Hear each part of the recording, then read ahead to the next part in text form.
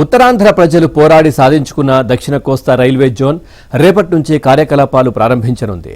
విశాఖ కేంద్రంగా పనిచేసే ఈ జోన్ పరిధిలో విజయవాడ, గుంటూరు, గుంతకల్ డివిజన్లతో వాల్తేరు డివిజన్ను విభజించి కొత్తగా ఏర్పాటు చేసిన విశాఖపట్నం డివిజన్ కూడా ఉంటుంది.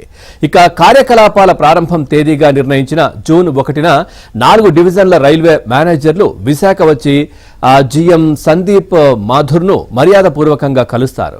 జోన్ ప్రారంభోత్సవంలో పాల్గొంటారు. వారితో జీఎం తొలి భేటీ కూడా ఉంటుంది. విశాఖపట్నం సిరిపురంలోని ది డెక్ భవన్లో జోనల్ తాత్కాలిక కార్యాలయాన్ని ఏర్పాటు చేశారు. విశాఖ కేంద్రంగా పనిచేసే దక్షిణ కోస్తా రైల్వే జోన్లో 3501 కిలోమీటర్ల పొడవైన ట్రాక్ ఉంది. 4 డివిజన్ల పరిధిలో మొత్తం 385 రైల్వే స్టేషన్లు ఉండగా మొత్తం 17,000 మంది వరకు ఉద్యోగులు పనిచేస్తున్నారు. కొత్తగా ఏర్పాటైన జోనల్ కార్యాలయంలో 1,200 మంది పనిచేస్తున్నారు.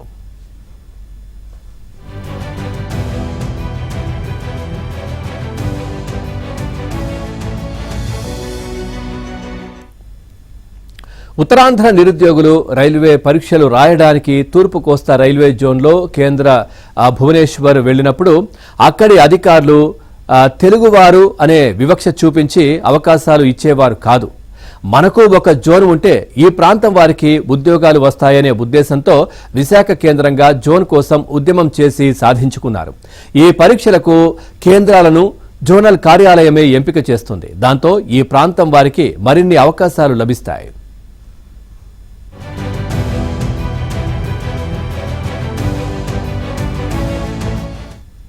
రైల్వేకు సరుకు రవాణా ద్వారానే అధిక ఆదాయం వస్తుంది. విశాఖపట్నం కేంద్రంగా నడిచిన వాల్తేరు డివిజన్ సరుకు రవాణాలో దేశంలోనే 5వ స్థానంలో నిలిచింది. ఏటా 85 మిలియన్ టన్నుల సరుకు రవాణా చేసేది. ఈ డివిజన్ పరిధిలో కొత్త వలస కీరండుల్ లైన్ ఉండడమే దీనికి ప్రధాన కారణం. జైలదిల్ల గనుల నుంచే ముడి ఇనుము ఈ మార్గం ద్వారానే రవాణా జరగడం వల్ల ఏటా 10,000 కోట్లకు పైగా ఆదాయం వచ్చేది. అయితే కొత్త జోన్ కోసం వాల్తేరు డివిజన్ను విడదీశారు. ఒడిశాలో ఉన్న భాగం అంతా రాయగఢ్లో కలిపి కొత్త డివిజన్ ఏర్పాటు చేశారు. కేకే లైన్ అటు వెళ్లిపోయింది. అయినా 2025-26లో ఒక్క విశాఖపట్నమే 40 మిలియన్ టన్నుల సరుకును రవాణా చేసింది.